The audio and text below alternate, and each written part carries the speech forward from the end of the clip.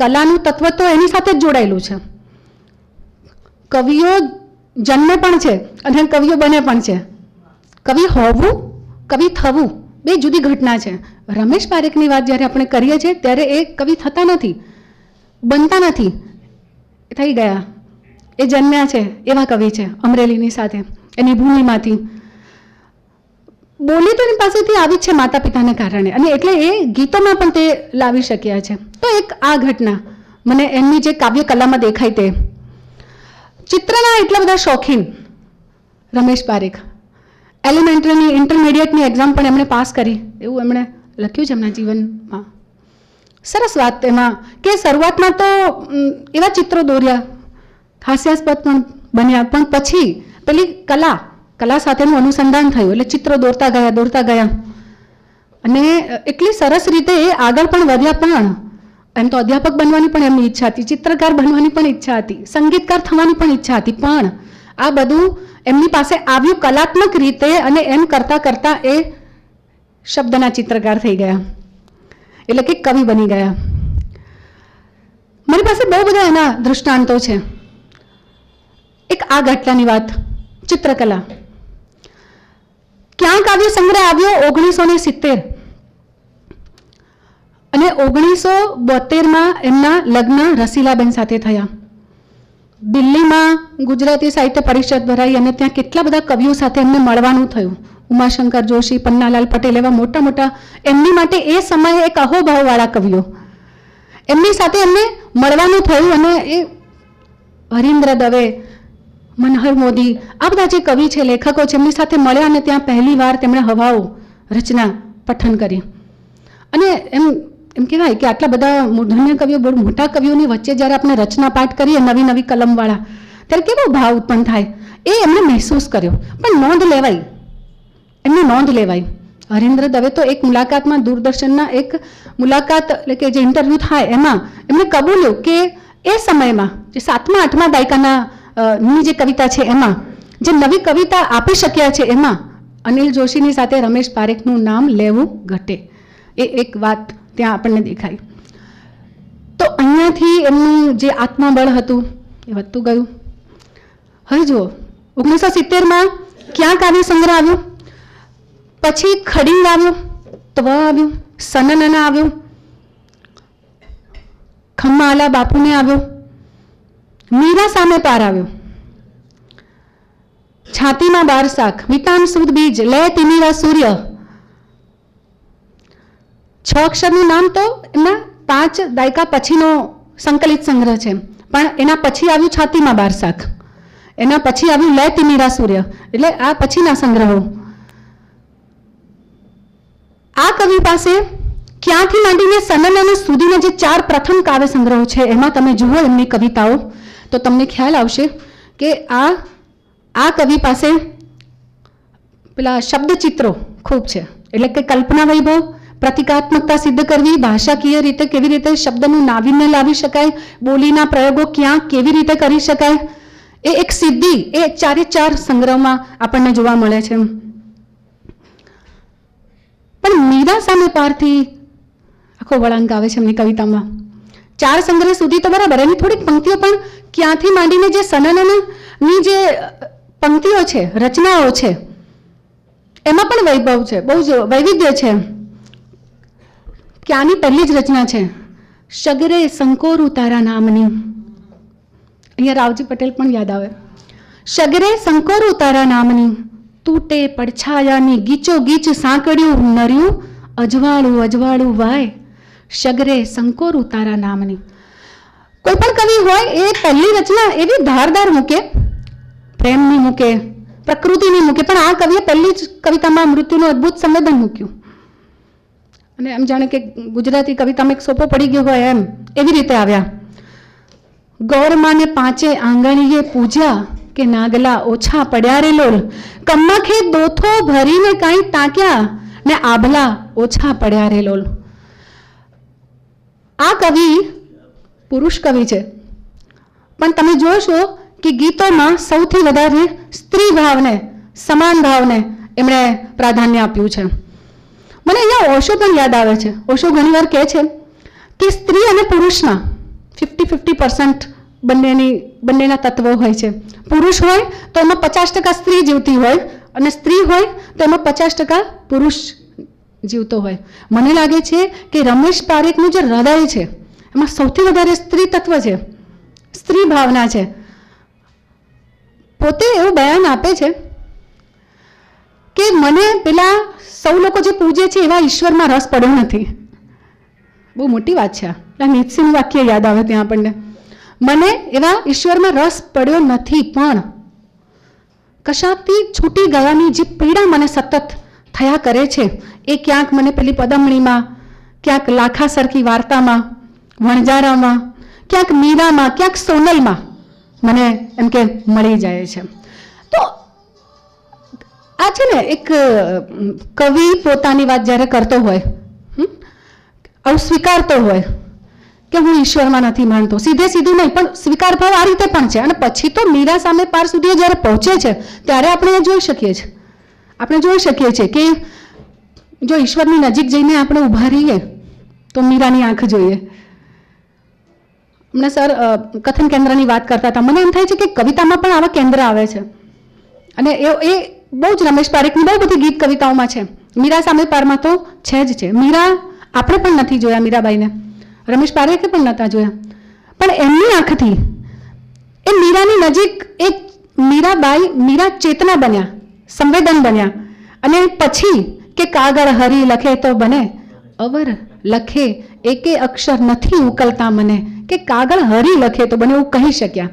જો મીરાબાઈએ એટલા બધા પત્રો લખ્યા હશે, આપણે એવું માનીએ, આપણે પોતે ઈશ્વરને બહુ ભજીએ, બહુ બધું ચડાવીએ ધરાઈએ, પછી ભક્તની એક સીમા આવી જાય કે હું તો તને બહુ યાદ કરું છું, હવે તું યાદ કરીને મને બતાવ. આ જે મિજાજ છે એ પહેલી જ પંક્તિમાં જાણે આપણને પડઘાય કે કાગળ હરી લખે તો બને અવર લખે એકે અક્ષર નથી ઉકલતા મને. આ સ્થિતિ આવી જાય છે અને આખા પછી તો ગીતમાં એ જ ગુમરાયા કરે. એક સરસ પંક્તિ છે, મેં મને વાતો કીધાની મશે સાંભળી. હવે જો પ્રેમમાં પડેલી નાયિકાના તો બહુ જ બધા ગીતો છે. ક્યામાં છે, સનનનમાં છે અને ત્વમાં પણ છે. પણ હા, પ્રેમ વિશેના એમ કહેવાય ને કે વિષાદ પણ, વિરહ પણ અને ક્યાંક પ્રસન્નકર સ્વર પણ તમને જોવા મળે, જે વિતાન સુદ બીજમાં છે. એ પાછળથી આવ્યો છે. પણ મને એવું લાગે છે કે જ્યારે કવિ પ્રથમ સંગ્રહ આપે છે ત્યારે એનો જે પડઘો પડવો જોઈએ, પડઘો જે પડવો જોઈએ, એમાં બધું જ આવી જાય છે લગભગ. જે કવિને અનુભવાયું હોય એ એના હૃદયમાં જે કંઈ ભાવ પડ્યા હોય એ બધું જ એક સામટું આવી જતું હોય છે. ને ક્યાંમાં છે, ક્યાંમાં એવી કેટલીક રચનાઓ છે જે ક્યાંક તમને સનનનામાં પણ જોવા મળે, ક્યાંક તમને ત્વ સંગ્રહમાં પણ જોવા મળે, ક્યાંક તમને મીરા સામે પારમાં પણ જોવા મળે. વિતાન સુદ બીજની રચના નહીં જોવા મળે, કેમ કે ત્યાંથી પાછો એનો એમ કહેવાય ને વળાંક આવે છે રચનાઓનો. તો મેં મને વાતો કીધાની મશે સાંભળી, જ્યારે પંક્તિ હું અંદર વાગોળું છું. હું યુનિવર્સિટીમાં જ્યારે ભાષા સાહિત્ય ભવનમાં અભ્યાસ કરતી હતી અને રમેશ પારેખના ગીતો વિશે હું વાંચવું અને એના વિશે સમજવું મોટો પડકાર છે સાહેબ. આ કંઈ જેવા તેવાનું કામ નથી. કેમ કે એ ભાષા કેવી ભાષાનો કવિ છે કે ભાષાને ક્યાંય ગોઠવી નથી પડી, ભાષા જાણે એની પાસે આવીને ઊભી છે. હવે સળંગ કલ્પનો, સળંગ પ્રતીકો, સળંગ લય ચિત્રો એ આપે છે. જુદી જુદી તરેહોના ગીતો એ આપી શકે છે. એક ધ્રુવ પંક્તિવાળી કવિતાઓ તમને કેટલી જોવા મળશે બધા જ સંગ્રહમાં. બે ધ્રુવ પંક્તિવાળી રચનાઓ પણ તમને ખૂબ જોવા મળશે અને બેવડાથી ત્રીજી પંક્તિ બની જાય એવી 3 પંક્તિવાળી એવા લય આવર્તનોવાળી રચનાઓ પણ તમને ખૂબ જોવા મળશે. આંખોની કાળમીંડ કોણે ઘડી છે, મને કંઈ તો જોયાનું સુખ આપો. એની સીમા આવી જાય, કોઈના વિરહમાં સીમા આવી જાય છે. પણ આંખ એક એવું સ્થાનક છે કે જ્યાંથી આપણે કોઈ ચહેરો જોઈએ અને પછી પ્રેમ થાય, હૃદય સુધી સંવાદ પહોંચે, એક આખી અંદર પ્રોસેસ ચાલે ને પ્રેમની, એમ કવિતામાં પણ બને છે નાયિકા સાથે. આંખોને કાળમીંડ કોણે ઘડી છે, મને કંઈ તો જોયાનું સુખ આપું. કંઈ નથી જોયું, એને જોયા પછી કંઈ જોવું ગમ્યું જ નથી. મૂળ વાત તો આ છે. એટલે કંઈ તો જોયાનું સુખ આપો, જાણે પોતે આજીજી કરે છે. ફાગણની ઝાડ ઝાડ સૂકી વેળામાં તારું પહેલા વરસાદ સમો આવવું, હવે આંખોને કેમ રે બોલાવું. પહેલા આપણે જોઈએ તો ફાગણની ઝાડ ઝાડ ગરમીનો સમય એટલે વસંતનું આગમન, ને પછી તારું પહેલા વરસાદ સમૂહ આવવું, પ્રિયનું આગમન કેવું વિશિષ્ટ છે એ કવિએ અહીંયા બતાવ્યું છે. અને પછી હવે આંખોને કેમ રે ભૂલાવવું, અતિતરાગ આવીને ઊભો રહી જાય.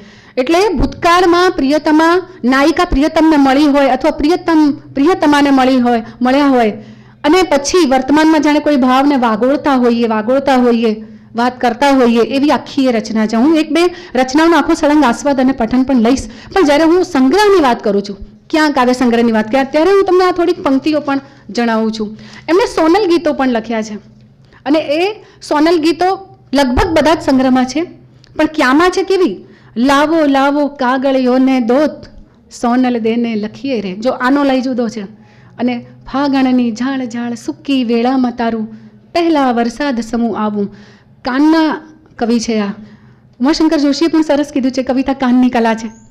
તો કાનની કલા કઈ રીતે છે એ રમેશ પારેખ બરાબર સમજે છે. એટલે પેલો જુદો જુલાઈ પેલો પણ આવ્યો, સૂકો દુકાળ તારા દેશમાં છતાંય, અરે સૂકો દુકાળ મારા દેશમાં છતાંય કંઈક લીલું ચટાક, કંઈક લીલું ચટાક, કંઈક લીલું ચટાક તારી આંખમાં, કંઈક લીલું ચટાક મારી આંખમાં. હું એમએ કરતી હતી ત્યારે આ રચના મેં વાંચી ને મને એમ થયું કે સૂકો દુકાળ, લીલું ચટાક, પછી ધીરે ધીરે એમ કહેવાય છે. મને વ્યાસ સાહેબ બહુ યાદ આવે છે. સાહેબ એમ કહેતા કોઈ પણ કવિતાને તમે 4 વાર વાંચો, ચોથી વાર એનો અર્થ અચૂક ઉગડી જશે. ને પછી પછીનો અર્થ મને ખ્યાલ આવ્યો કે ઓહો, સૂકો દુકાળ તારા દેશમાં છતાંય, સૂકો દુકાળ મારા દેશમાં છતાંય.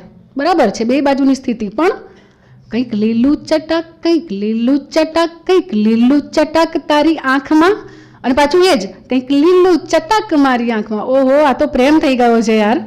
આ તો એ સ્થિતિનું વર્ણન છે, પણ આ સ્થિતિ પર ક્યાંય પ્રેમ શબ્દ નહીં આવે. અને સીધું પેલું લીલું ચટાક શબ્દ મૂકી દે. લીલું ચટાક શબ્દ, આ લીલું શબ્દ છે ને એને તો વિશેષણની રીતે, તો ભાષાની રીતે તમે જોશો તો ખરબચડી સુવાસ, ખરબચડો પરસેવો, એવા શબ્દ પ્રયોગો કવિ લઈ આવે. લીલોછમ સાદ, જે અમૂર્ત ભાવ છે એને કેવી રીતે મૂર્તિકરણ આપી શકાય, સાદૃશ્ય કરી શકાય, એવા સાદૃશ્ય કલ્પનો તમને બહુ જગ્યાએ કવિતામાં જોવા મળશે. તો એક લાવો લાવો કાગળિયોને દોત, સોનલ દેને લખીએ રે. એક આ ને સોનલ તમારી પરબ લીલા ઝાંડવાની હેઠ, અને રાનમાં અમારા કેળા ભટકે હોજી. સોનલ તમે હાથ મતીનું વેણ અને અમે ઢળતા બુરજ. ક્યાં લઈ જાય છે આપણને કવિ? વર્તમાન જ સાવ જુદો છે અને એમની ચિત્તની જે અવસ્થા છે એ જાણે કોઈક પુરાતનકાલીન કોઈક ભવમાં ક્યાંક કોઈક રૂખડ બાવો હોય પોતે કવિ. હા, અને એવો ભાવ લઈને આવે છો આ પંક્તિમાં. તો ઓલા અવતારે સોનલ તમે હતા પંખીણી, ને અમે ભેંકારે મોહર્યો રૂખડો હોજી, તમે ડાળે આવીને લીલું બોલતા હોજી. સંદર્ભ પછી તો આખી રચનામાં નાગની વાત આવે ને જામણ નાગની વાત આવે. આખી રચનામાં એના જુદા જુદા જાણે અવતારો થયા હોય અને છેલ્લા અવતાર એટલે જે અત્યારે કવિનો જે પોતાનો, જ્યારે કવિ હયાત હતા ત્યારે તો એમ કે છે હું એકલો છું. દરેકમાં 2 હોય છે, પ્રેમ કરવા માટે 2 જણ જોઈએ. અને આ પીડા કદાચ જે કવિ પોતે એમ કે છે ને કે હું કશાકથી છૂટા પડી ગયાની જે પીડા છે એ ક્યાંક તમને પેલી સોનલમાં પણ જોવા મળશે, ક્યાંક તમને આ કવિતામાં પણ જોવા મળે. ખડિંગની પણ કેટલીક પંક્તિઓ વિશિષ્ટ છે. કાગડાએ છૂટું મૂક્યું છે ગળું. કાગડો ગાય ત્યારે કેવું ગાય, પણ પછી એના પ્રતિકાત્મક અર્થમાં કવિતો લઈ જાય. રમેશ પારેખ છે આ, એ સીધે સીધી વાત નહીં મૂકે. એ અભિધા લક્ષણાનો કવિ નથી, એ પૂરેપૂરી વ્યંજનાનો કવિ છે. જૂર કાઢો એ રચના હોય કે પછી સઈ મને ચૂંટી તો ખણ, લોચન સંગાથ કોઈ લીલાછમ ઘેનમાં બૂડી છે આંગળીઓ પણ, સઈ મને ચૂંટી તો ખણ. કોઈક આવવાનું છે એનો જે વિરહ છે સાલતો હોય, હૃદયમાં સાલ્યા કરતો હોય, તમે રાહ જોયા કરતા હો અને એક ઘેન જેવું વર્તાય. અંદરનું જે ભાવ ગઠન છે આપણું એમાં તમે ડૂબેલા રહો છો. નાયિકાની સ્થિતિ એવી છે એટલે એમ કે છે મને મારી આ સ્થિતિમાંથી બહાર આવવા દે, કોઈક આવવાનું છે. એટલે કે છે સઈ મને ચૂંટી તો ખણ, લોચન સંગાથ કોઈ લીલાછમ ઘેનમાં. જો શબ્દ પ્રયોગ અહીંયા આવ્યો ને લીલાછમ ઘેનમાં, હવે ઘેન જોઈ ના શકાય એ અનુભૂતિની વાત છે, પણ લીલાછમ ઘેનમાં એને રંગ આપે છે, સાદૃશ્ય કરી બતાવે છે. લીલાછમ ઘેનમાં બૂડી છે આંગળીઓ પણ, ને પછી દરિયામાં હોય એને મોતી કહેવાય. આ બીજી રચના. દરિયામાં હોય એને મોતી કહેવાય, બરાબર છે, પણ પછી આગળ શું કહે? દરિયામાં હોય એને મોતી કહેવાય, પણ આંખોમાં હોય એને શું? અમે પૂછ્યું એટલે બોલ હવે તું, હવે તારો વારો. તો આખો સંવાદ તો તમને બહુ જગ્યાએ, ઝાડ એના પાંદડાને પૂછે એ છે, યુગલ ગીતો છે, રંગલી વિલાપના જે ગીતો છે એમના, એ સનનામાં પણ જોવા મળશે અને એ ત્વ અને ખડિંગમાં પણ જોવા મળે છે. ગરબાની શૈલીની કેટલીક રચનાઓ એમણે આપી છે. ખડિંગમાં છે, તમે કિયા તે વનના છોરું રે માતા ડાળખીજી. જો લોક સંસ્કૃતિનો પ્રભાવ ક્યાં અને કેવી રીતે પડ્યો? આમ પણ સૌરાષ્ટ્ર તો સંતોની ભૂમિ છે, એટલે શુરામસ્તી પણ એમનામાં આવે, સંતપણું તો બહુ ઓછી જગ્યાએ આવે. પણ આ જ્યારે રૂખડો હોજી એમ બોલે ને ત્યાં તમને આમ એવું લાગે કે કેવો વૈરાગી કોઈક હશે, એને જ્યારે એ પ્રેમ કરે તો કેવો પેલા જાતીયતામાંથી બહાર નીકળેલો એવો પ્રેમ, સપાટીથી ઉપર આવી ગયેલો પ્રેમ. એવી વાત પેલા ઓલા અવતારે સોનલ તમે હતા પંખેણી ને અમે ભેંકારે મોર્યો રૂખડો હોજી, એ વાત તમને ત્યાં સ્પર્શી જાય. તો તમે કિયાતી વનમાં છોરું રે માતા ડાળખીજી, તમે ઉગ્યા ને કોઈ દી ઓરું રે માતા ડાળખીજી. આવી બીજી પણ રચના છે, તમે કોને મળ્યા ને કોને ફળ્યા માતા ઝળઝળિયા. ઝળઝળિયાની પણ વાત કરે, એને પણ મા તરીકેનું સંબોધન આપે. આ વિશિષ્ટ ગીતો છે એમના. આવી કવિતા પૂર્વેના કવિઓમાં નથી જોવા મળતી અને અત્યાર સુધીના કવિઓમાં પણ નથી જોવા મળતી. વિશિષ્ટ, વિલક્ષણ, વિદગ્ધ કવિ હોવાનું આ સબળ પાસું છે કે એની શૈલીમાં, એના લયમાં તો આજે બધા કવિઓ લખે છે, લખે એમાંય કંઈ ખોટું નથી, પણ મિજાજ પોતીકો હોવો જોઈએ, એ આજના કવિએ કરવાનું છે બસ. પણ પેલા જે લય આવર્તનો, જેમ કે ફાગણની ઝાડ ઝાડ સૂકી વેળામાં તારું પહેલા વરસાદ સમૂહ આવું, કે ભાઈ કંઈક લીલું ચટાક, એનો બંનેનો જે લય એક છે, એવા ગીતો આજે ઘણા બધા કવિઓ લખી શકે છે. પણ એવો ભાવ, એવી ભાવની અભિવ્યક્તિ, એવી જે શબ્દ યોજના, એની માટે આજના કવિએ ખૂબ મથામણ કરવી પડે, કવિ કર્મ કરવું પડે. પછી અમરેલી વિશે પણ સરસ, અમરેલી અમરેલી અમરેલી કે રંગમાં અમરેલી, તું તો ત્રાજવડે ત્રોફેલી કે રંગમાં અમરેલી. અમરેલી પ્રત્યે પણ એમને જાજો પ્રેમ.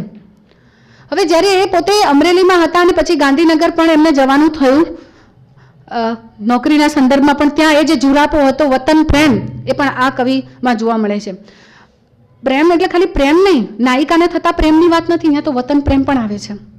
મીરા વિશેની જે વાત આવે છે, એવો પ્રેમ જેને કહેવાય ને કે આપણા અંદરના માણસ તરીકેના જે એક આપણી સીમા હોય છે દરેક ભાવની, એનાથી ઉપર જવાની જે વાત આવે છે, એ મીરા સામે પાળમાં તમને જોવા મળે. પણ બીજા કયા અલગ અલગ કાવ્યો છે? તો સમળી બોલે ચિલ્લી લીલી, કે જન્મ ટીપના કેદીનું ગીત હોય, કે શાણા આસ્તિકોનું ગીત હોય. જ્યોતિષીનું પણ ગીત લખે આ કવિ. 99 વર્ષના રજપૂતનું ઉર્મી ગીત લખે.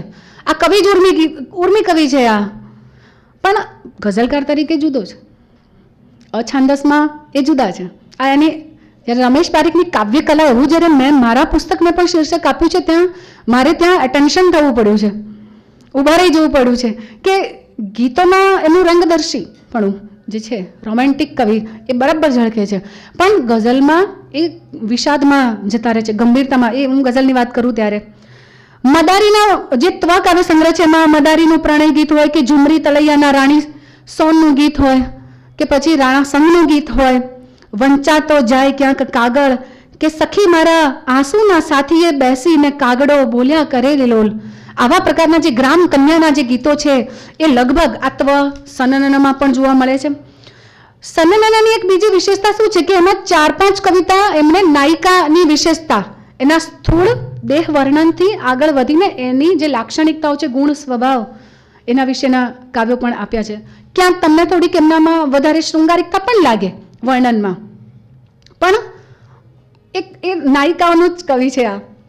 એ બહુ જુદા જુદા પ્રકારની નાયિકાઓના ભાવને અનુભવે છે આ કવિ. પુરુષ હૃદય થઈને આટલી બધી સ્ત્રી સંવેદનાઓને પામવી, કવિતામાં લાવવી.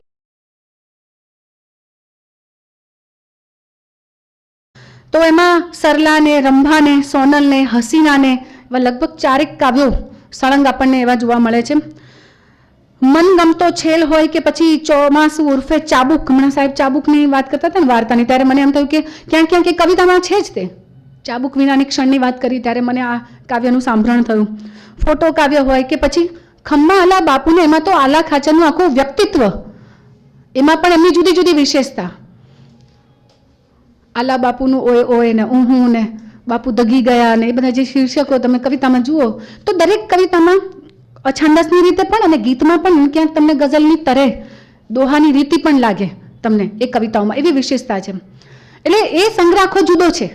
એવી રીતે આલા બાપુ આવ્યા છે કોરી ખંભે પછેડી, કે પછી આલા ખાચરની સવાર હોય, આલા ખાચર અને સંગીકાર કે આલા ખાચરનું ઊહું હોય કે બાપુની હારે અમે ગ્યાતા ને હારે અમે ગ્યાતા ને, એમાં જે બગલાનું પાત્ર આવે છે ને પછી જે હાસ્ય કટાક્ષ બંને વચ્ચે થાય, એક જમાવટ બનાવે પોતાના ગામની અંદર આલા ખાચર, એ જે વાત આવે એ બહુ જ પ્રતિકાત્મક રીતે પણ આખી વાત આવે આખા સંગ્રહની અંદર.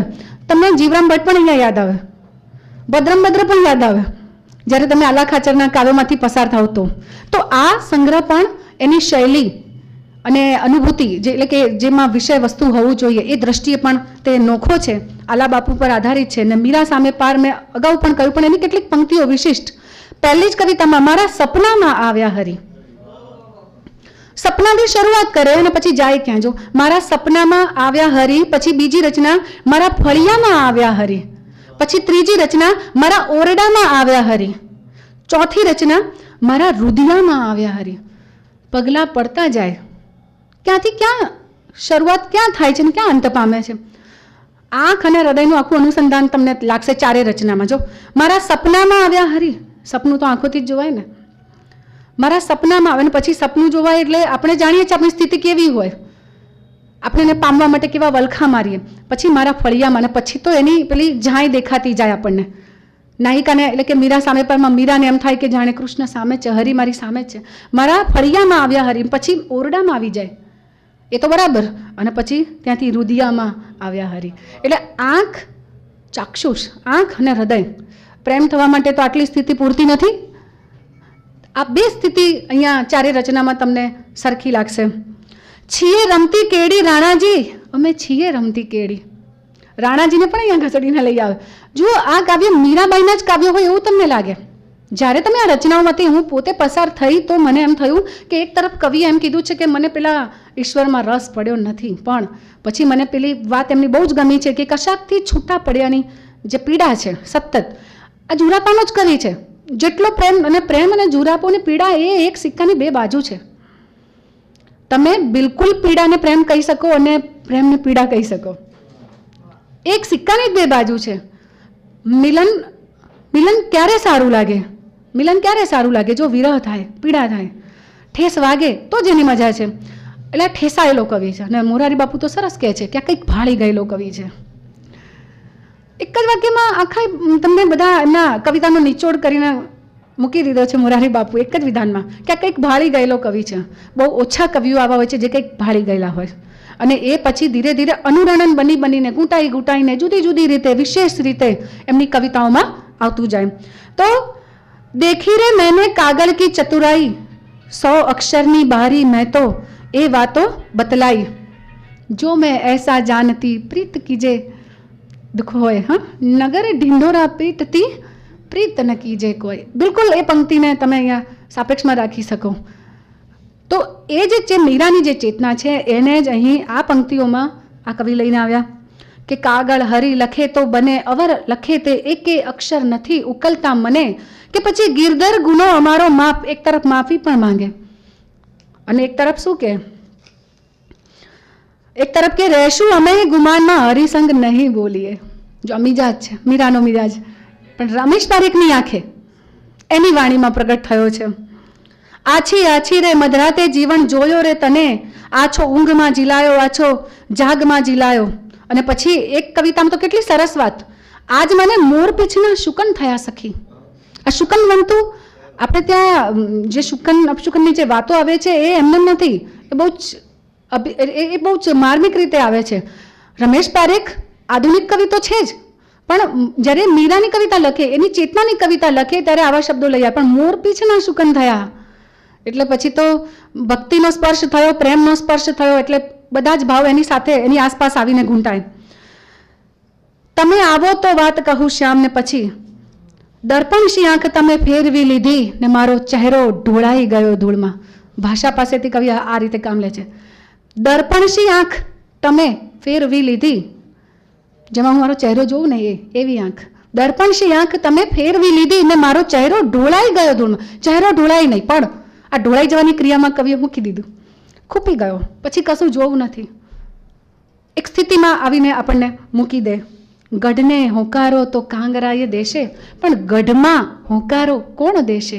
રાણાજી તને ઉંબરે હોંકારો કોણ દેશે? જો ગઢનેથી ગઢમાં કેવી રીતે આવવું? રમેશ પારેખે અહીંયા પકડ્યું છે. એક સ્થૂળ છે અને એક સૂક્ષ્મ તરફ લઈ જવાની વાત છે. એટલે રાણાજીને, મીરાબાઈ રાણાજીને પોતાની જેમ કૃષ્ણમાં ડૂબાડી શક્યા નહીં, એ ઘટના જુદી છે. એ બધાની વાત નથી, એ શક્ય પણ નથી. આ તો જાત અનુભૂતિની વાત છે. પણ એવું કહી તો શકાય ને, ઠપકો તો આપી શકાય ને, દલીલ કરી શકાય ને. એ ભાવ પ્રપત્તિ અહીંયા તમને જોવા મળશે કે ગઢને હોંકારો તો કાંગરાઈ દેશે, ગઢમાં હોંકારો કોણ દેશે? કદાચ તને બહારથી બોલાવી લેશે, પણ મારી જેમ સાદ પડીને અંદરથી તને કોણ બોલાવશે? આ હોંકારાની જરૂર છે બધામાં કદાચ. અને એમના તો જે સાહેબ ગદ્યની તો વાત હજી બહુ ઓછા લોકોએ કરી હશે. હું તો એમના ગદ્ય વિશે પણ વાત કરવા માંગુ ક્યારેક. હોંકારો આપો તો કહું એ એમનો પ્રથમ ગદ્ય સંગ્રહ છે, જે પત્રકારત્વના ભાગરૂપે તેમણે કેટલાક કવિઓના કાવ્યોના આસ્વાદ પણ એમાં લીધા છે. આ હોંકારો પરથી મને યાદ આવ્યું એટલે. અને એમાં એક ચંદુ નામના પાત્રની વાત પણ વાર્તા એ નિબંધોમાં, બધા નિબંધો જ છે. પત્રકારત્વની શૈલી એટલે એક પ્રકારના નિબંધની જ શૈલી છે, એ પણ આવતી જાય. તો હોંકારો આપો તો કહું એમાં તમને કેટલાય કવિઓની રચનાના આસ્વાદ જોવા મળે અને સાથે સાથે ચિંતનાત્મક નિબંધો પણ જોવા મળે. એક ચંદુ નામનું પાત્ર આવે પછી એની વાત કરતા કરતા એમ કે સર્વમાં એક ચંદુ છે. હવે આ ચંદુ પણ શું એ આપણે સમજવાનું હોય, ભાવકે સમજવાનું હોય. ડેલીએથી પાછામાં વળજો હો શ્યામ, મેં તો ઠાલા દીધા છે મારા બારણા. આ જે રચના છે એ એમણે અનિલ જોશી સાથે મળીને લખેલી રચના છે. હવે વિતાન સુદ બીજની વાત કરીએ તો અહીંયાથી જે મધ્યકાળના જે પ્રવાહમાં વહેતી જે શૈલીની રચનાઓ છે એ અને વિતાન સુદ બીજ એ બંને વચ્ચેનો તમે ગેપ જુઓ. પણ આ કવિ પાસે કેમ એના અંદરના સ્થાયી ભાવ જેવા છે, હલાવે સહેજ અને જાણે કોઈક સંગ્રહ બહાર આવે એવું લાગે આપણને. તો વિતાન સુદ બીજમાં તો એક છોકરો છોકરીની કેટલીય રચના મળે, પણ એમાં છે ને તમને ચિત્રો જ મળશે. પેલા ચિત્રકારની શૈલી છે ને મૂળે તો પોતાની. એટલે એક અમસ્તી છોકરી નામ સલોની શાહ, ઉજવે હર અઠવાડિયું આંસુનો સપ્તાહ. પ્રેમ થઈ જાય પછી આંસુના સપ્તાહ ઉજવવાનો વારો કેવી રીતે આવે આ કાવ્યમાં છે, બરાબર, આખા કાવ્યમાં છે. પછી એક છોકરીને હોય ત્યારે કેટલા અરીસાઓ સામટા ગરીબ બની જાય છે. મને એક વાત અહીંયા એમ કહેવી ગમશે કે કેટલાક છોકરા છોકરીઓમાં એક પ્રકારની એક સેન્સ એવી હોય છે. છોકરાઓ એમ કે ભાઈ મને તો બહુ છોકરીઓમાં રસ ના પડે, છોકરીઓ એમ કે મને બહુ છોકરાઓમાં રસ ના પડે. પણ આ સૃષ્ટિનો જે ધારો છે ને એ સ્ત્રી પુરુષના બેલેન્સથી થાય છે. સ્ત્રી અને પુરુષથી જ જગત ચાલે છે. તો અહીંયા આખી વાત તો બહુ જ મોટી છે, ફિલોસોફિકલ રીતે ટચ કરનારી છે, પણ જો એટલા હળવાશથી જ કવિ લઈને આવ્યા છે. શું કે એક છોકરીના હોય ત્યારે કેટલા અરીસાઓ. હવે કેટલા અરીસાઓ એટલે કદાચ આ કેટલાય છોકરાઓ પણ કહીએ એના પ્રતિકાત અર્થમાં. કેટલા અરીસાઓ સામટા ગરીબ બની જાય છે. શું જોવાનું જોઈએ? જે ક્લાસમાં છોકરીઓ ના હોય તો છોકરાઓને બહુ જાજુ રૂચે નહીં. બહુ ઓછી કન્યા શાળાઓ હશે કે જ્યાં કદાચ કંઈક મજબૂરીમાં છોકરીઓને ભણવું પડતું હોય, પણ મજા તો એ જ છે જાણે કોઈ કોલેજની લાઈફ કેવી હોય અને જોઈ કાઢેલી હોય. કવિ તો પોતે મેટ્રિક પાસ છે, પણ આ તો સમષ્ટિને તાગનારો કવિ છે. એટલે તો પેલો શેર કે છે ને કે ચિંદ આખું વિશ્વ તું એને રમેશ, જેને સરનામું રપાનું જોઈએ. અને એ પેલા સ્વગત પર્વમાં પણ છે, છેલ્લા સંગ્રહમાં સ્વગત પર્વમાં પણ છે. તો એક છોકરીએ સિટ્ટીનો હિંચકો બનાવી, એક છોકરાએ સિટ્ટીનો હિંચકો બનાવી એક છોકરીને કીધું લે ઝૂલ. હવે શું થાય પછી શું થાય બોલો? આ સિટ્ટી મારીએ ત્યારે અવાજનું જે ઝૂલણ થાય એ ઝૂલણ આખું એનું ચિત્ર, શબ્દ ચિત્ર આખી પંક્તિમાં આપી દીધું. આવી તો બીજી પણ છે. એક છોકરીના હાથથી રૂમાલ પડે તે લેવા આખું એ ગામ વળે નીચે, આખું એ ગામ વળે નીચે, જુવાન આંખ ફાડે બુઢાઓ આંખ નીચે. ભાઈ આ તો રમેશ પારેખ છે. ડોશીઓ વિશે પણ કાવ્ય લઈ આવે, વૃદ્ધો વિશે પણ કાવ્ય લઈ આવે, એની પણ પીડા લઈ આવે છે. ચશ્માના કાચ પર સંગ્રહમાં તમને કેટલી રચનાઓ, એમાં વૃદ્ધત્વ આવે ત્યારે એની પીડા શું હોય? ગોળ ચશ્મા, હા, એ પેલો આખું શેર. પછી એક છોકરો ગંજીપાનો કાચો મેલ, એક છોકરી યાને કે નરી ફૂંક, સામ સામી બારીએથી કરતા હાઉક. આખું ચિત્ર આપ્યું. જુઓ તમે અહીંયા બિલકુલ કવિતા પઠન કરો ત્યારે તમને દેખાય આ ચિત્ર. છોકરા છોકરી કેવી રીતે વાતો કરતા હોય એ ચિત્ર આપે છે. આખા સંગ્રહમાં તમને ઘણી બધી રચના મળે. એક છોકરીની બાજુમાં એક છોકરો બેઠો છે, એના સહિયારા ફોટા પડાવવા. આજે પણ સેલ્ફીનો જમાનો છે, પણ આ તો અગમ એમણે કીધું ને પહેલા જ કે કેટલુંક હું જાણે જોઈ ગયેલું છું, જીવી ગયેલું છું, એ જાણે હવે વર્તમાનમાં આવે છે. કદાચ આવા ભાવ પોતે કંઈ કોલેજ લાઈફ નથી જીવ્યા, પણ આવી રચનાઓ જરૂર આપી છે. એક છોકરો પતંગ થઈ દોડ્યો રે દોડ્યો રે દોડ્યો રે. એ પોતે એમ સ્વીકારે છે, પેલા રાજેન્દ્ર દવેના મુલાકાતમાં ઇન્ટરવ્યુમાં એ કહે છે કે મને પતંગ ચડાવવામાં રસ નથી, પણ મને મારી જાતને ઉડાડવામાં રસ છે. અને એ ઉડ્યા છે, ગીતોમાં ઉડ્યા છે, ગઝલમાં પણ ઉડ્યા છે. એમાં તો બીજા 2-3 પ્રશ્ન બહુ સરસ લીધા છે. રાજેન્દ્ર દવે પૂછ્યું કે તમે જિંદગીને કેવી રીતે જુઓ છો? તો બહુ સરસ જવાબ છે એમનો. હું મારા જખમને જોતો હોઉં ને એમ, એ ખુલ્લા ઘાને તમે જોતા હો, કેવી પીડા થાય તમને. હવે ત્યાં તમે કંઈ બોલી શકો? જ્યારે તમારે જોવાપણું હોય પીડા સાથે, એ જખમ સાથે, તો આખી જિંદગી જ આવી છે એમ. આટલા જ વાતમાં જિંદગીનો બહોળો અર્થ આપી દે છે. એમને પૂછવામાં આવે છે કે કવિતા એટલે શું? કવિતા એટલે ખાલી શીશીમાં ધુમાડો ભરવાની મથામણ. આ બહુ મોટું વિધાન છે. હવે આ વિધાનને સાબિત કરવા માટે આપણે નિબંધો લખવા પડે કવિતા વિશેના. એવું બને. કેમ કે કવિતાની ગમે તેટલી વ્યાખ્યાઓ કરો, સંસ્કૃત આચાર્યોએ કરી હોય કે આપણા ગુજરાતી સાહિત્યકારો વિદ્વાનોએ કરી હોય, પણ જાણે આપણી પાસે નવા નવા સ્વરૂપે કવિતાઓ આવતી જાય. જો રમેશ પારેખની જ વાત કરીએ છીએ ત્યારે ગીતોમાં આટલી બધી રીતે આવે છે. વૃક્ષ અવતાર જેવી પણ એક સરસ રચના છે. પછી કલમ ને કાગળ બચપચ ધાવે રે. 2 નિર્જીવ પદાર્થોમાં કેવી રીતે સજીવારોપણ પણ ઉપસ્થિત થાય એ વાત આ કવિ લઈને આવે. થોડીક કલ્પનાની વાત કરવી છે. કલ્પના, પ્રતીકો એ કેવી રીતે લઈને આવે છે? થોડાક ઉદાહરણ હું તમને આપું કે એક ત્વા નામનો જે કાવ્ય સંગ્રહ છે એમાંથી 2 પંક્તિ લીધી છે કે હાથ જઈને ચડે લીમડે, છાતી પીપળે ચડે. સાંભળજો. હાથ જઈને ચડે લીમડે, છાતી પીપળે ચડે, બોર સલી પર ચપચપ આંખ ચડે છે. એટલે અહીંયા આપણે કેવું હતા ને, ઇન્દ્રિય પ્રત્યક્ષ સંવેદ્ય એમ કહી શકીએ. કલ્પનની જુદી જુદી તરે હોય છે. એમાં સાદૃશ્ય કલ્પન હોય, ચાક્ષુષ કલ્પન એટલે સાદૃશ્ય આવે, કર્ણેન્દ્રિયથી વ્યક્ત થતા કલ્પનો હોય, ઘ્રાણેન્દ્રિયથી વ્યક્ત થતા કલ્પનો હોય, શ્રાવ્યતાથી જન્મતા કલ્પનો હોય. આવા કલ્પનોની પેટર્ન એમણે રચી છે ગીતોમાં. લીંબોળી વાવીને છાંયડા ઉછેરું, પણ ચોમાસું કેમ કરી વાવવું? આ વ્યત્યય કર્યો. જુઓ, ઇન્દ્રિય વ્યત્યય કર્યો છે આખો. લીંબોળી જોઈ શકાય, વાવી શકાય, પણ ચોમાસાને ના વાવી શકાય.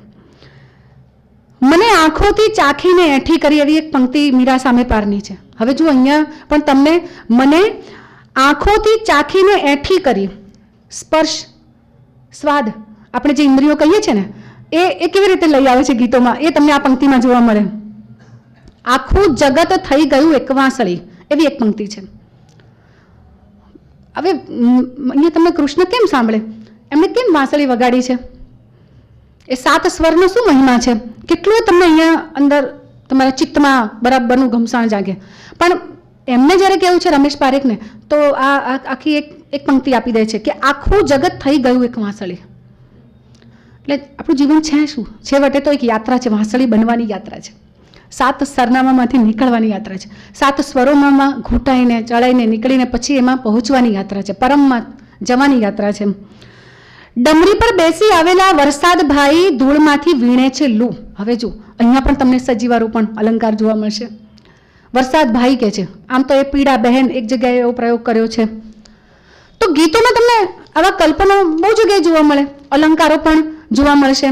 નવીન શબ્દ પ્રયોગોની હું તમને વાત કરું તો લીલું ચટાક, લીલીછમ જીભ, લીલું કાચ ચોમાસું, લીલું છમપુર, લીલો છમ વેમ, જે નથી દેખાતા એ ભાવને આ કવિએ મૂર્ત કરી બતાવ્યા. આ શબ્દ નાવીન્ય છે. આવું બહુ ઓછા કવિઓ આપી શકતા હોય. ખરબચડો, ઉજાસ, પીડા, બહેન, પવન, પાશ, ખરબચડા, આંસુ, છળ, બાવળ વગેરે. પછી રવાનુકારી શબ્દ પ્રયોગો અને અનુરણન તો અથાગ છે. આકળ, વિકળ, આંખ, કાન, વરસાદ, વીંજ, એની અંદર પણ તમને એ ધ્વનિ સંભળાય. અને એવી બીજી પણ પંક્તિઓમાં તમને એ ધ્વનિ તમને કેટલી જગ્યાએ હેલ્લારો હોય એમાં પણ સંભળાય. તો અનવાલમ, આલ્લેલે, પછી ધીંગાણું, માલિપા, ગોકીરો, ખૂટલ, એવા કેટલાય સૌરાષ્ટ્રી બોલીના જે શબ્દ પ્રયોગો છે એ આ કવિ લઈને આવે. હવે એક રચના એમની જે ગીત રચના છે, મેં મને વાતો કીધાની મશે સાંભળી, અને એમાં કેવી રીતે આ શબ્દની અભિવ્યક્તિ પણ ભાવની સાથે જોડાઈ છે. જો મેં મને વાતો કીધાની મશે સાંભળી, પથ્થર, હવે મેં મને વાતો કીધાની મશે સાંભળી, પ્રેમ થાય ત્યારે એક સ્થિતિ સર્જાય. બે મિત્રોને જઈને કહીએ, 3ને કહીએ, પછી જ્યારે કોઈ ના હોય ત્યારે માણસ પોતાની જાત સાથે વાત કરતો થઈ જાય. પ્રેમમાં એવું જ હોય, એકોક્તિ થઈ જાય. માણસ શું થઈ જાય? પોતાની જાત સાથે, જાણે પ્રેમી અંદર જ છે ને આપણે એની સાથે સતત વાત કરીએ છીએ. એ આત્મસંવાદ સાંધે છે. પણ જો આત્મસંવાદ સાંધીએ તો વાત બરાબર છે, ત્યાં સુધી તો બરાબર છે. પણ ત્યાં એનાથી આગળ શું કે, મેં મને વાતો કીધાની મશે સાંભળી, અર્થાત મેં જે વાતો મારી જાત સાથે કરી એ પાછું કોઈક સાંભળી ગયું છે. ક્યાં પહોંચે છે કવિ? મેં મને વાતો કીધાની મશે સાંભળી. અને પછી શું થયું? એ સિચ્યુએશન કેવી ક્રિએટ થઈ જો, કે પથ્થરના દરિયામાં આવ્યો હિલ્લોળ. હવે અહીં પણ જુઓ, આ કવિ કરી શકે. દરિયામાં પાણી હોય ત્યાં સુધી બરાબર, પણ પથ્થરના દરિયામાં શું કહેવા માંગે છે? કયો ભાવ ઘૂંટાઈને આવે છે બહાર? પીડાનો ભાવ છે. એ વ્યંજના સભર રીતે આવે છે, અને એ વ્યંજના આ રીતે પડઘાય છે. પથ્થરના દરિયામાં આવ્યો હિલ્લોળ, એની છાલકથી, પછી એની છાલક પણ વાગે, એની છાલકથી ભીની પગથાર. પછી શું થયું? પછડાતા મોજાની વચ્ચે વેરાઈ ગયો, ફીણ બની વેળાનો ભાર. આમ રાહ જોવાતી હોય ને જે વેળાની, એ હવે ફીણ બનીને વેરાઈ ગયો. એટલે અંદરનું બધું જ એકાંત બહાર જાણે બધા જોઈ ગયા છે, સાંભળી ચૂક્યા છે. મેં મને વાતો કીધાની મશે સાંભળી. એની અનુપંક્તિ જુઓ, કલબલતા નેવાને અજવાળે જોયું તો, કલબલતા નેવાને અજવાળે જોયું તો પાણી કરતાએ ભીત પાતળી. પાણી કરતાએ ભીત પાતળી. આપણે એમ કહીએ છીએ કે પાણી બહુ જ પાતળું છે, પારદર્શી છે, પણ આ તો એનાથી પણ વધારે કંઈક સૂક્ષ્મ તરફ લઈ જાય છે કવિ. પાણી કરતાએ ભીત પાતળી. કદાચ વરસાદનું ચિત્ર પણ અહીં આવે કે નેવામાંથી જે દળદળતા રેલા હોય અને એમાંથી આપણે પાણી જોઈએ, કે પછી એની પારદર્શકતામાંથી પ્રગટતી પેલી ભીત. પણ જુઓ અહીંયા એમ કહે છે, મેં મને વાતો કીધાની મશે સાંભળી. કોણે સાંભળી છે? ભીતે સાંભળી છે. એટલે અહીંયા આ પંક્તિ આવી હશે કે કલબલતા નેવાને અજવાળે જોયું તો પાણી કરતાએ ભીત પાતળી, મેં મને વાતો કીધાની મશે સાંભળી. એનો બીજો અંતરો પણ એટલો જ વિશિષ્ટ છે. પગલું ભરું તો પણ ઉભેલા પાડને ઝરણાની જેમ ફૂટે ઢાળ. આપણે હવામાં જ ઉડીએ જાણે એવું લાગે. એ ભાવ જ એવો અદ્ભુત છે પ્રેમનો, ઉલ્લાસમય આપણું અંદરનું ચિત્ત લાગે. અને ત્યારે આપણે જાણે છલાંગ મારીએ ને ત્યારે ઘણું બધું ઠેકી ચૂક્યા હોઈએ. પગલું ભરું તો પણ ઉભેલા પાડને ઝરણાની જેમ ફૂટે ઢાળ, ને સુકાએ ઝાડવાને સ્પર્શું તો ઉઘડતા જાસૂદના ફૂલ ડાળ ડાળ. તો પારસમણી જેવું કામ કર્યું કે આમ અડોને સોનું થઈ જાય. આમ સૂકા ઝાડવાને અડવાથી પણ આવું અહીંયા પેલી કહેવત પણ તમને યાદ આવે, જેવી દૃષ્ટિ એવી સૃષ્ટિ. અંદર તમે પ્રેમમાં હો ને એટલે તમને બધું પ્રેમમય લાગે, તમે દુઃખી હોવ તો ઘણું બધું તમને દુઃખમય પણ લાગે. એટલે આ પંક્તિમાં જાણે એ પેલી કહેવતોનો પણ સ્પર્શ લાગે આપણને. પાણીને પછી શું થાય? જો પાણીને ઘોળું તો કંકુ થઈ જાય, એવી રાતી ચટાક મારી આંગળી. આ પારદર્શકતાપણું જે આવ્યું એ અહીંયા આવ્યું. પાણી અને ભીતની વાત જ્યાં આગળ મૂકી, અને પછી એ જ વાત ફરીથી પાણીનો સંદર્ભ આવી રીતે આવે છે. પાણીને ઘોળું તો કંકુ થઈ જાય. કેમ થઈ જાય? પેલું લોહી અંદર ધમણ કરે છે ને, અંદર રતાશ પકડે છે ને જે પ્રેમનું તત્વ લોહીમાં ભળીને, એ એટલું લાલ થઈ ગયું છે, એટલું ઘેરું થઈ ગયું છે કે પાણીમાં બોળતાકની સાથે બધું પાણી શું થઈ ગયું છે? લાલમ લાલ થઈ ગયું છે. પાણીને ઘોળું તો કંકુ થઈ જાય, એવી રાતી ચટાક મારી આંગળી, મેં મને વાતો કીધાની મશે સાંભળી. પહેલા વરસાદ સમૂહ આવું એ બધા એનાથી અવગત છે. અને મેં એની પહેલી પંક્તિની વાત કરી, પણ હવે હું એની અંતરાની વાત કરું છું. એક સિચ્યુએશન તો મેં તમને કીધું કે ફાગણની ઝાડ ઝાડ સૂકી વેળા પકડી છે, પ્રિયતમ વરસાદના ઝાપટા બંધની જેમ મળવા આવ્યા છે. અને વાત આખી અતીત રાગની છે, એને વાગોળે છે. પણ કઈ સિચ્યુએશન ક્રિએટ થઈ તો જુઓ. બે ઋતુને કેવી એક સામટું લાવીને અહીંયા મૂકી દીધી છે, એ પણ તમને અહીંયા જાણવા મળશે. બળતે બપોર ભીનો પગરવ સુણીને કઈ વાસ્યા કમાડ અમે ખોલ્યા.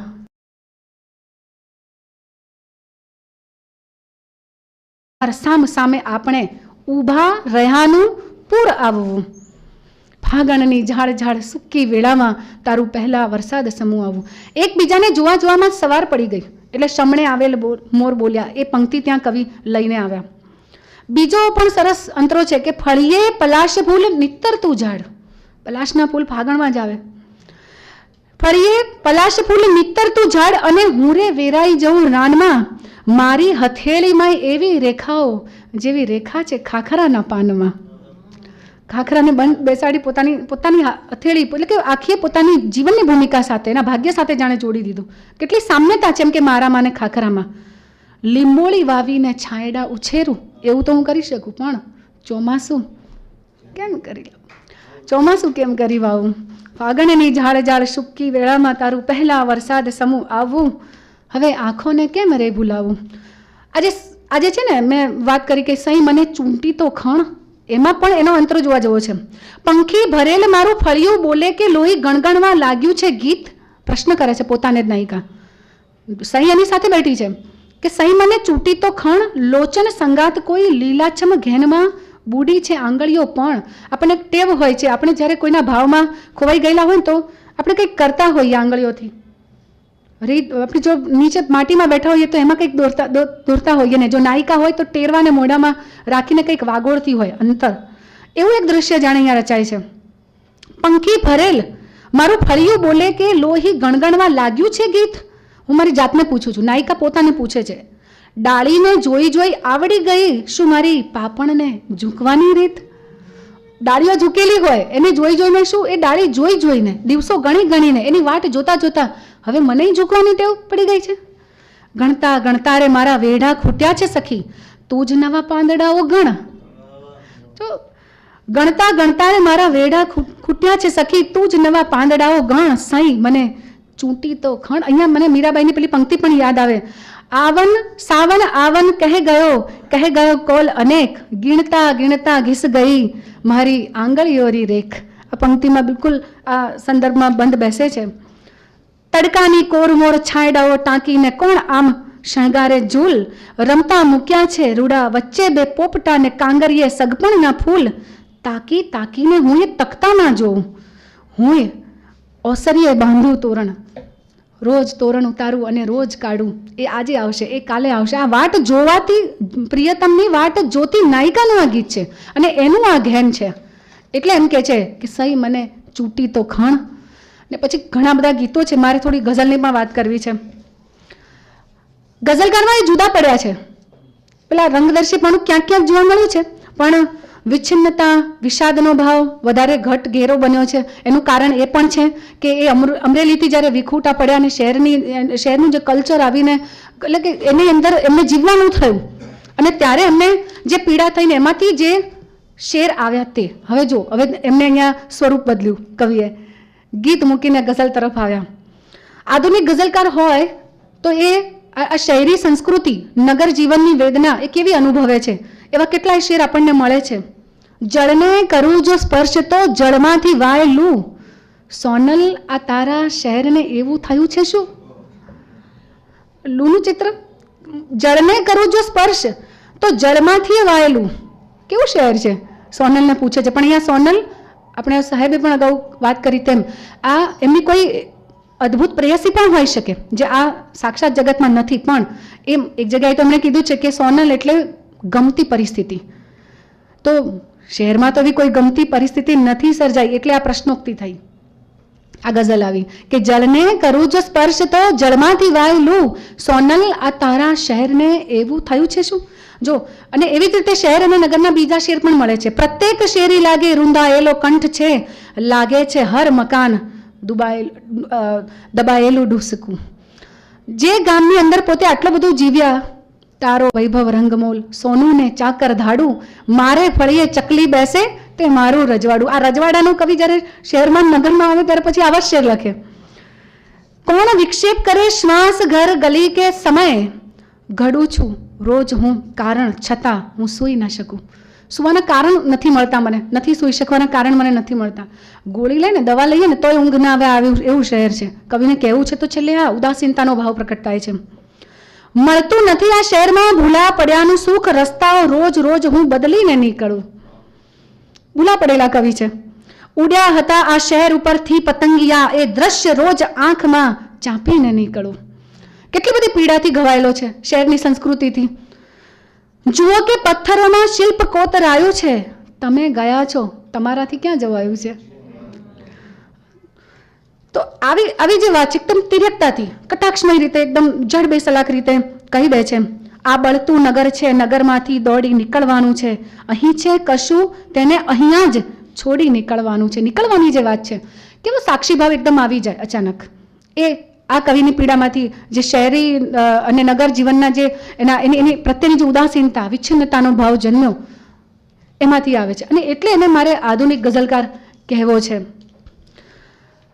રમેશ પારેખે પોતાના સ્વમિજાજના પણ કેટલાક શેર આપ્યા છે, મજા આવે એવા છે. મારી હયાતી ચિત્ર નથી કે ભૂંસી શકાય, મારી હયાતી ચિત્ર નથી કે ભૂંસી શકાય, મારી કબર હંમેશ હું ખોદીને નીકળું, કશું બાકી જ ના રાખું હું. કેટલો આત્મસન્માન વાળો આ કવિ છે, એ તમને અહીંયા આ શેરમાં જોવા મળે. આજ વરસાદ નથી એમ ન કહેવાય રમેશ, એમ કહીએ કે હશે આપણે ભીના ન થયા. પેલું દ્રાક્ષ તો ખાટી છે જે એક્ઝામ્પલ છે ને, એ આપણી વાર્તાઓમાં પણ આવે છે. અહીંયા એનું આખું એ ટ્રાન્સફર કરી નાખ્યો શેરની અંદર, કેટલી સરસ રીતે. ક્યાંય પેલી વાત ના આવી. કાગડા એનું જે ગઝલ છે એની અંદર પણ માણસની જુદી જુદી વૃત્તિઓ, ટેવો, સ્વભાવ, એ કાગડો મરી ગયો એમાં બહુ સરસ રીતે આપી છે એ રચનામાં પણ. મારા વિશે ખરે જ મને ઓછું જ્ઞાન છે, હું વૃદ્ધ છું ને મારા ઉમળકા જવાન છે. તો ક્યાંક આવા એકદમ રંગીન પણ બની જાય. જાત અટકી તોય ના અટકી પીડાની જાત્રા, જો અમે પથ્થર બન્યા તો ટાંકણા સામે મળ્યા. કેટલો બધો ઘવાયેલો કવિ છે એ અહીંયા તમને જોવા મળે. પથ્થર બન્યા તો ટાંકણા સામે મળ્યા. એ ગમે તેમ કરીને કોઈ પણ સ્વરૂપમાં જો હું જન્મીશ ને તો પીડા તો નહીં જ છૂટે. વાત આટલી જ કેવી છે આ શેરની અંદર. તો માણસ જાત પર પ્રહાર કરતા કેટલાક શેર એમની સળંગ રચનાઓમાં મળે કે દાબડીમાં એક માણસ બંધ હોય, ઢાંકણું ખોલો તો લાવા નીકળે. એમના સાહેબે સરસ એનું ગાન કર્યું છે. કેવો માણસ છે આ? ઢાંકણું ખોલો તો લાવા નીકળે. મળવા જેવો માણસ નથી આ, લાવા રસ જેવો માણસ છે. આ એક સરસ ચિત્ર આપી દીધું. બે માણસોની વચ્ચે પરિચય છે કેટલો. શહેરી સંસ્કૃતિમાં જો ગામડાનો જીવ આવ્યો છે, શહેરમાં વસ્યો છે, તો આવું લખશે જ અને લખે જ. બે માણસોની વચ્ચે પરિચય છે કેટલો, પથ્થરની સાથે કાચના સંબંધ જેટલો. કેટલા ખોખલા સંબંધો. એને કેવા સંબંધો એમ કે શહેરમાં એક પથ્થર મારો કાચને અને કાચ ફૂટી જાય એવા સંબંધો. અહીંયા જાણે પ્રશ્ન કર્યો. ટપાલ જેમ તેમ ઘેર ઘેર પહોંચો તમે, સમસ્ત શહેરના લોકો અભણ મળે તમને. અભણ કહી દીધા, બોલો. આટલો મોટો કટાક્ષ મારીને કવિ ચાલ્યા ગયા, પણ કોઈ જાગી શકે એમ નથી. આમ ભર નિંદ્રામાંથી જાગી શકે એમ નથી. આ શહેર તમારા મનસૂબા ઉથલાવી દે કહેવાય નહીં, એક ચહેરા પર બીજો ચહેરો ચિપકાવી દે કહેવાય નહીં. અહીંયા તો આપણને મુંબઈ નગરી પણ યાદ આવી જાય, પણ અમરેલીમાંથી આવેલા છે અને શહેરમાં જઈને વસ્યા છે, તો પછી આ પણ એક ઘા જોડે ઘસરકો વાગે ને જેમ એમ બધા શેર આવતા જ જાય છે. આ કાગડો મર્યો કે એનું કાગડાપણું મર્યું, તું સિદ્ધ એ કરી બતાવ. કાગડો મરી ગયો, કઈ સિદ્ધ ના થાય આપણાથી. કાગડાપણું મરવું અને કાગડા મરવા બે ઘટના જુદી છે. માણસની આંતર અને બાહ્ય જે સ્વભાવગત લાક્ષણિકતા છે, એક કાગડાયણ એમની જે ગઝલ છે, અયણગણની ગઝલો બહુ બધી લખી છે એમણે. એમાં રમેશાયણ ગઝલ પણ છે, હસ્તાયણ ગઝલ પણ છે, પગાયણ ગઝલ છે, ઈંડાયણ ગઝલ છે. તો એવી અયણગણની જુદી જુદી ગઝલો લખી છે એમાં. તો એમાંની આ એક છે. નડતી નથી દિવાલને બાબત વિચારની, માણસની આસપાસ છે હાલત વિચારની. એકલતાનો જે ભાવ ઘૂંટાયા કરે એવા શેર આપણને અહીંયાથી મળે છે. ક્યાંક ક્યાંક પ્રણયનો ઉલ્લાસ થોડોક મળે છે ગઝલોમાં. કેવો? તારી અહીંયા એમ છે, આવી હવાની લહેરખી તારા તરફ મારા તરફ, ફેંકી ઋતુએ ગુલછડી તારા તરફ મારા તરફ. એટલે પ્રકૃતિના આલંબન ભાવ લઈને પ્રેમને વ્યક્ત કરે છે અહીંયા. તું કેશ સુકવતી રહી તડકે, હું ડૂબતો ચાલ્યો પુસ્તકમાં, બહુ વ્યસ્ત રહ્યા અંગત કામે, ના તું આવી ના હું આવ્યો. પ્રસન્નતા પણ છે અને તરફ. એટલે પ્રકૃતિના આલંબન ભાવ લઈને પ્રેમને વ્યક્ત કરે છે અહીંયા. તું કેશ સુકવતી રહી તડકે, હું ડૂબતો ચાલ્યો પુસ્તકમાં, બહુ વ્યસ્ત રહ્યા અંગત કામે, ના તું આવી ના હું આવ્યો. પ્રસન્નતા પણ છે અને પેલો થોડોક વિરહ પણ ચાલે છે અહીંયા. પહેલા પ્રહાર કરવો પછી પ્રેમ આપવો, સમજાઈ તારી રીત તો મેં આ ગઝલ લખી. આવું થાય, ઘણી નાયિકાઓ નાયક સાથે આવું કરે. એ એક ભાવ અહીંયા મૂકી આપ્યો છે. ખંડમાં આંખ છતની વરસતી રહી, કોઈ ચાલ્યું ગયું. શૂન્યતા ખાલી ખીંટીને ડસતી રહી, કોઈ ચાલ્યું ગયું. આજે રચના છે ને એ બહુ વિશિષ્ટ રચના છે. એકલતાની રચના છે, કોઈક જીવનમાંથી ચાલ્યું ગયું છે એની આ રચના છે. આપણે જો એનો આસ્વાદ કરીએ તો આપણને ક્યાં એની અભિવ્યક્તિની તરેહો ક્યાં જોવા મળે. ખંડમાં આંખ છતની વરસતી રહી, કોઈ ચાલ્યું ગયું. શૂન્યતા ખાલી ખીંટીને ડસતી રહી, ચાલ્યું ગયું. એટલે જેટલા પણ તમે જોશો અહીંયા કે ખીંટી આવશે, પછી ખંડ આવશે, છાપરું આવશે, બધું જ નિર્જીવ છે પણ અંદરનું પેલું સજીવારોપણપણું છે એ અહીંયા પડઘાયા કરે છે. એની સાથે એનું ઘર્ષણ થયા કરે છે. છાપરું શ્વાસ રૂંધી ધીમા ધીમા પગલાઓ ગણતું રહ્યું. છાપરું શ્વાસ રૂંધે કે માનસ શ્વાસ રૂંધે, અહીંયા સમજવાની વાત એ છે. કવિતા બિટવીન ધ ટેક્સ્ટમાં જઈએ તો સમજાય. છાપરું શ્વાસ રૂંધી ધીમા ધીમા પગલાઓ ગણતું રહ્યું, ભીત ભયભીત થઈને કણસતી રહી, કોઈ ચાલ્યું ગયું. કેટલી બધી ઘેરી એકલતા છે, વિષાદ છે તમને જોવા મળે. બારીએ બારીએ ઘરના ટુકડાઓ બેસીને જોતા રહ્યા. જો આ રાહ જોવાની સ્થિતિ છે અહીંયા વાસ્તવમાં તો, પણ જો બારીએ બારીએ ઘરના ટુકડાઓ બેસીને જોતા રહ્યા. સાંકળો, મસ્ત પંક્તિ છે આ. સાંકળો બારણે હાથ ઘસતી રહી, કોઈ ચાલ્યું ગયું. કેટલો બધો ઘેરો વિષાદ છે, પીડા છે. એ ચાલ્યા ગયાના એનો જે અભાવ ચાલે છે ને આખી ગઝલમાં એ પડઘાય છે. અંતિમ શેર મસ્ત છે કે બેક પગલાનો સંગાથ આપીને પડછાયા ભાંગી પડ્યા. શેરી નાકામાં બત્તીઓ ભસતી રહી, કોઈ ચાલ્યું ગયું. કેવા આપણે ક્ષણ ભંગુર થઈ ગયા જાણે. બસ હવે ટેવાઈ જવાનું આ એકલતા સાથે. આમ જાણે કે જેમ કૂતરું ભસ્યા કરે શેરી નાકામાં, એમ આપણે પણ આપણા ભાવ સાથે બસ આમ જ ઘૂંટાયા કરવાનું. એક પ્રતિકાત્મક અભિવ્યક્તિ અંદરની સ્થિતિને બહારના પદાર્થો સાથે જોડીને આ કવિ લઈ આવે છે. તો બહુ બધા એમના ગઝલ શેર. હવે પાપણોમાં અદાલત ભરાશે, મેં સ્વપ્નો નિરખવાના ગુના કર્યા છે. ત્યાં તમને શાયર પણ લાગે, રમેશ પારેખ શાયરપણું પણ ઝડપતું દેખાય.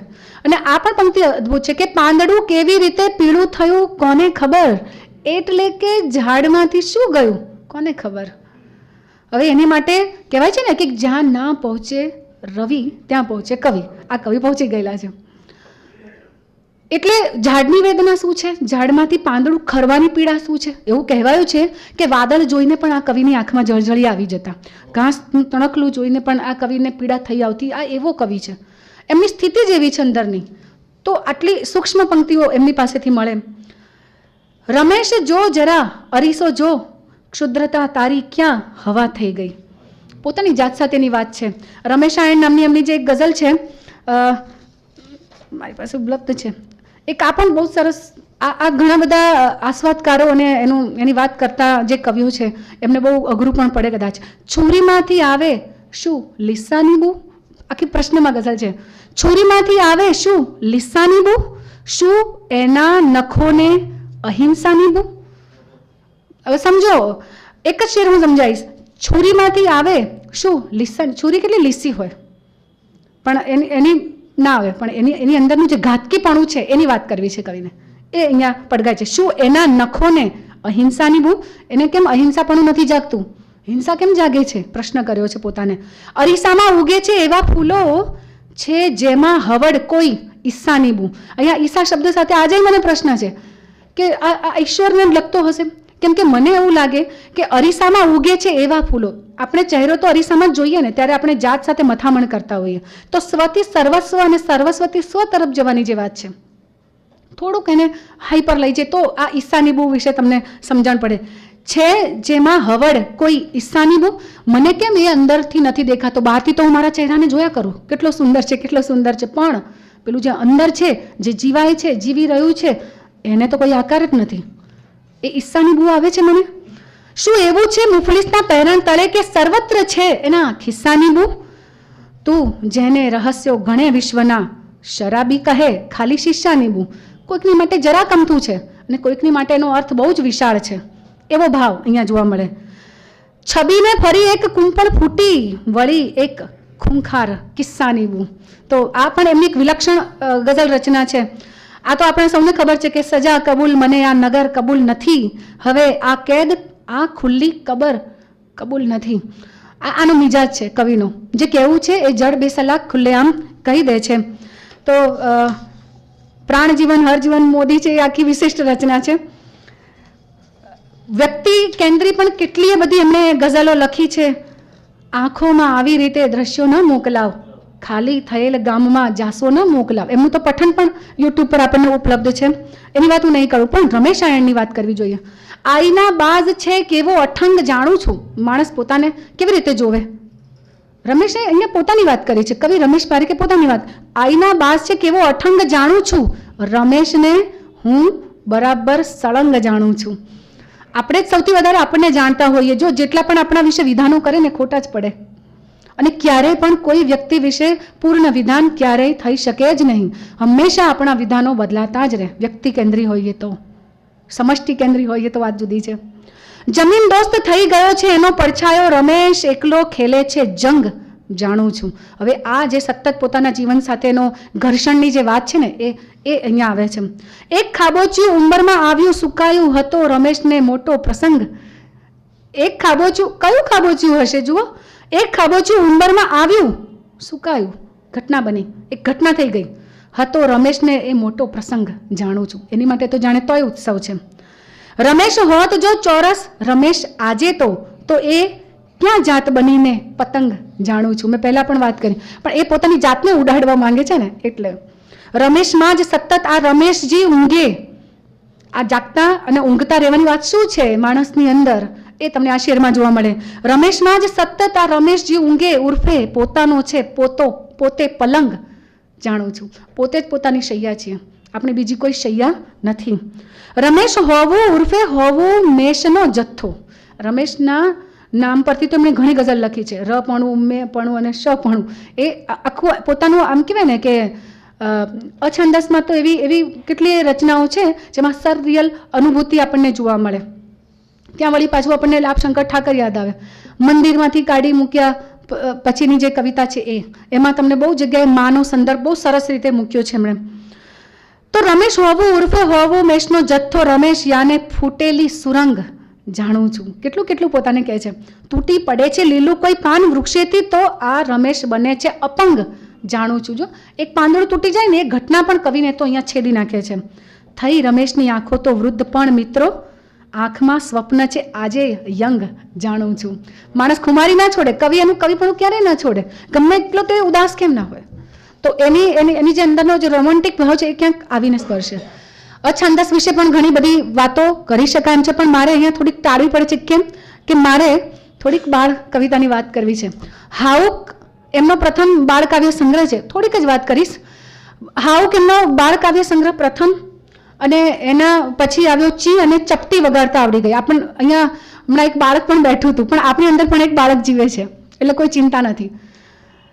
એમાં બા મને ચપટી વગાડતા આવડી ગઈ એ જે રચના છે, કે પછી હું ને ચંદુ છાના માના કાતરિયામાં પેઠા એ જે રચના છે, કે બાળપણાનું જે રૂસણું એ જે કવિતા છે, અદ્ભુત રચના છે.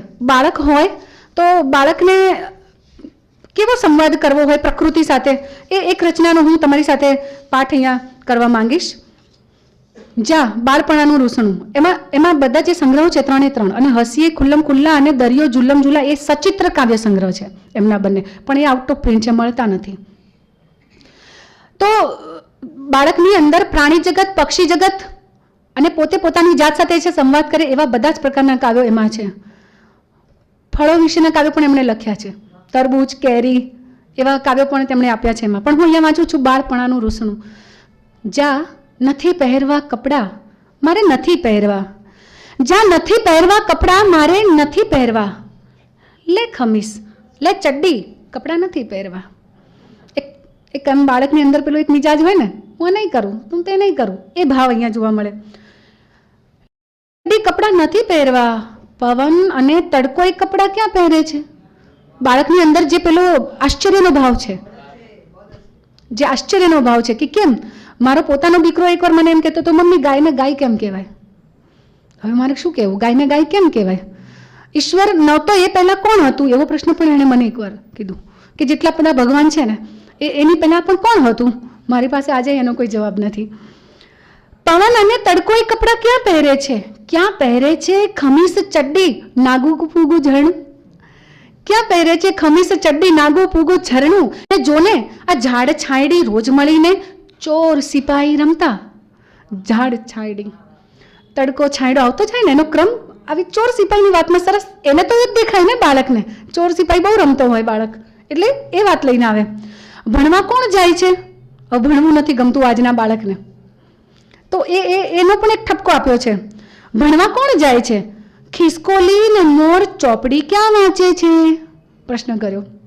ખિસકોલી કેમ કે એના જગતમાં પેલા પશુ પક્ષી પ્રાણી જગત છે એટલે એને પ્રશ્નો પણ એવા થાય.